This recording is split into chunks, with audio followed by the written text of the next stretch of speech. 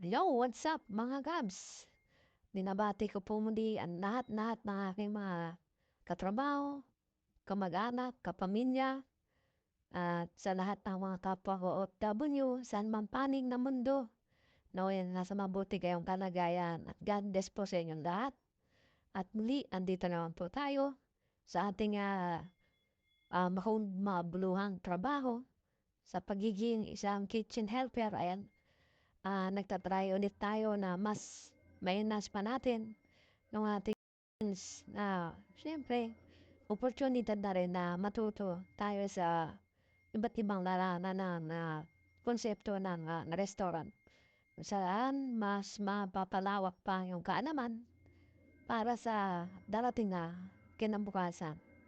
Ayan, share ko lang po sa inyo ang ating karanasan bilang isang bartender naman po tayo ngayon. Ayan, sa muli ako nagpapasalamat dahil isang skills na naman ang natin natutunan na pwede natin na mapagtibay at mapag-aralan ng maayos. Ayan, maraming salamat sa Pomay Gapan sa binigay na oportunidad na ito para sa atin.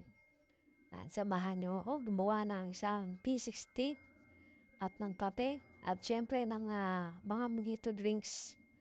At subaybayan niyo po ang ating vlog. Salamat po pala sa lahat-lahat ng mga Cubs natin sa mabaling na mundo na sumusuporta sa ating gawain araw-araw. Maraming salamat. Shout out sa mga kaibigan, kamag-anak, kapamilya, katrabaho na lagi nandyan na sumusuporta sa ating maliit na vlog na ito. Pagpalain po kayo. Sama kayo na ron. At yan, enjoy watching lang mga Cubs. Sana sa mga katulad ko rin pong nangangarap at nag-enhance ng kanilang mga skills and ability sa hanap sa iba't ibang kanilang mga trabaho. Ayan, patuloy lang po tayo magsumikap at huwag malawala ng pag-asa. Balang araw, may ano rin yan, may makukuha ka rin na oportunidad na malaki na pinipara ni Lord para sa iyo.